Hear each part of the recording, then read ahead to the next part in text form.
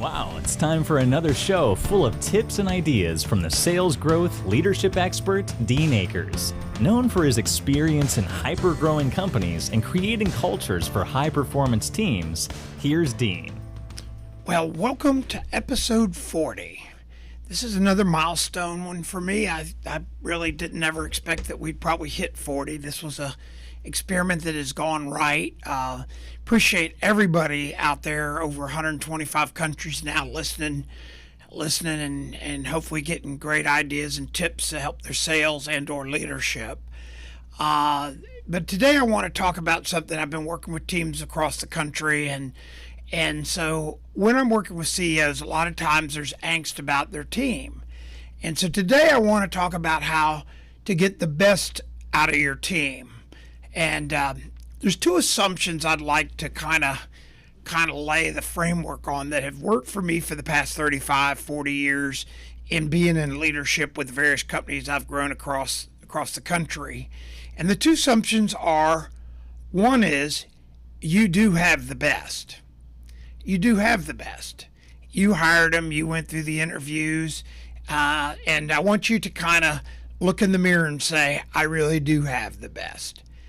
Premise number two I've learned, when you believe and ensure you have the best because you've hired them and you're nurturing them and you're making sure they're the best, is the best always attract the best.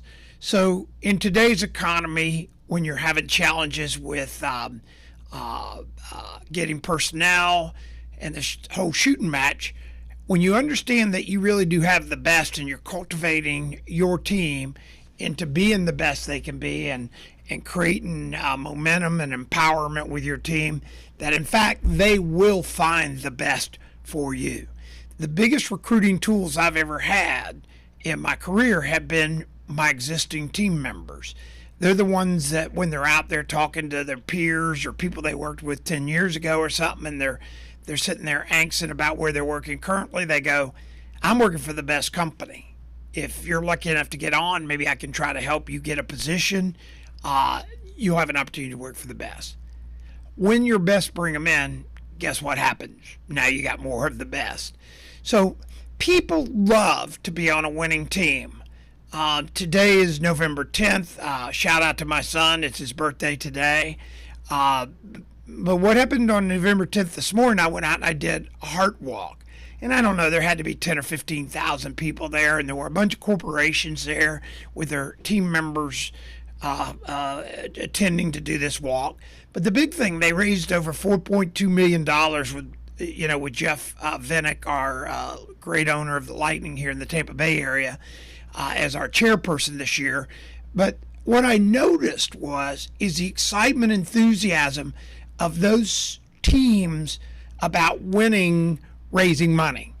Again, they weren't paid or anything, and the excitement of winning was clear there, and it was clear that they were out there to support each other, and they were doing it on the whole guise of winning. So, how do we make this happen? One is when you're hiring and you've gone through the vetting process as a CEO or a senior manager person, go ahead and acknowledge your decision that you made to bring on the best. I can't tell you how many times somebody goes, man, I hired that person, they turned out to be a slug. This person I was hiring, it just didn't work out. And I'm oftentimes wondering, did they really not work out, or did we not work them to work out? And in most cases that I find, it's the opposite of they didn't work out. We didn't nurture them and build them as leaders to make them the best they could be or the best for our team, and in turn we let up on them. So acknowledge your decisions to bring on the best. That when you make those decisions, look in the mirror and say, hey, I'm good at bringing on the best. Now I got to ask the question, am I the best at creating an ongoing nurturing environment to help them grow, help them be as the best they can be? And that's where I find some of the disconnects. So today I want to share a couple of tips that have worked for me for the last 25, 30 years. One is if you have associates out there, whether you have 3 associates or 5,000 associates, This is a pretty easy yes/no answer. Does every associate in your company have a box of 500 business cards?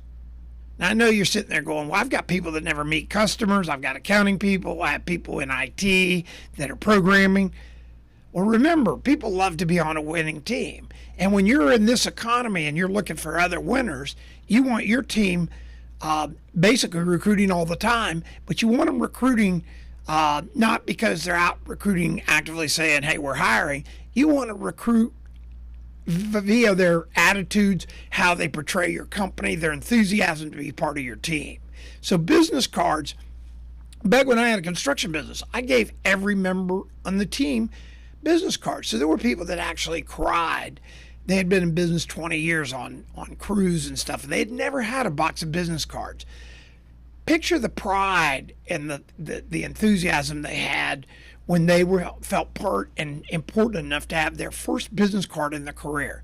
Now, they're your brand ambassadors. You've hired the best, and when they're out there, you want them being your brand ambassador for the best. So I'm really going to encourage you to make sure every associate in your company has business cards. The other thing is, do you have a CRM? And I get CEOs go, yeah, we got a CRM. We use Salesforce. We have Pipedrive, Sugar CRM. We have all these awesome CRMs. That's how we track our customers. That's how we do this. We know all this. And I'm asking them, do you have a CRM for your team members? And they look at me like I'm crazy. And they go, what are you talking about, Dean? And I go, do you have a CRM that has your team members in it, has their birthdays in it, has the anniversary of the company, has their wives' names, has their anniversary to their wife, has their hobbies, have big events or things that they care about. In other words, a true CRM for your employees, so that as you're leading, you're working them and treating them like your best customer. And in turn, when you treat them like your best customer, that'll flow out and through to your best customer. So if you don't have a CRM, get a basic CRM for your employees. And when they come on board, ask them if they would mind filling out a profile. Now, anybody that wants this profile that I use, you're welcome to email me at dean@deanakers.com. That's dean@deanakers.com, and I will send you a PDF form fill of this form I use that you can use with your employees and asking them. I had a company one time, I had a lot of millennials. I think I shared this on another show. I actually found that millennials, their number one heroes is their parents. And so I would ask them when they came on board, would it be okay if I got your parents' address? I just ask it in my little profile sheet I had with them when I met them. And they go, absolutely. I don't think they knew what I was doing. Then when something special happened, or they did a great job or were involved in a good part of a project, I would write their parents a thank you note. OMG. How do you think that impacted the emotion of the best on our team when they were being acknowledged by their best, which was their parents? So having a CRM allows you to send stuff out to their homes. And I'm going to tell you a story. So years ago, I had one of my top guys, or one of my management guys, quit. And one of his senior guys called up and said, hey, so-and-so quit, and he's going to work for a competitor for more money. And I go, wow, well, tell him we love him and all that. That night, my phone rang, and it was this gentleman's wife. And she called me and she asked me, or said, so-and-so came home today. He told us he left the company. He told us he got a job somewhere else for more money. And we told him, we don't need money that bad in this family. You're working for the best company. You need to stay there. And she said, Mr. Akers, I'm calling you to ask, can he keep his job? And I said, well, we love him. Of course he can keep his job. Well, of course we love him. So that isn't the story. He went back to the workforce, never actually left. And about 6, 8 months later, I was in this area and I was stopping by visiting, kissing babies, as I call it. And the last place I stopped was his place. He was in management. And he said, hey. and I spend the night up in this area. And he goes, do you have time to come by and have a glass of wine or a beer? I said, sure. So I followed him over to his house. And when I got to his house, his wife came and gave me a hug, and we were talking, and she said, here, sit in the living room. So I went and sat in the living room in his big chair, sitting there on his coffee table. Now, you can't make this crap up. Sitting on his coffee table was one of my handwritten notes in a frame. A handwritten note I had sent him about something in a frame that I had mailed to his house with a stamp. And you want to guess who probably opened it up? His wife, his family. That note was a trophy for their family from me. Now, I'm telling you this because I don't know for sure that impacted that decision for him to stay on our team. But my bet is it had an impact.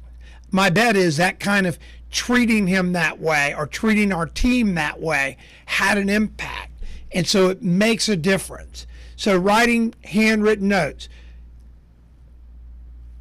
put together a CRM, get your team business cards today. Know that you're really hiring winners. Treat them like winners. Train them, acknowledge them, empower them, and they will get you other winners. You guys have a great week. Go out and make your winners winners and be proud of the fact that you do really hire winners. See you next week.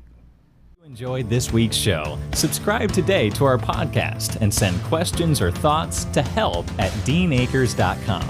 Also, visit us at www.deanacres.com to listen to prior shows and view helpful videos. Also, great tips to download.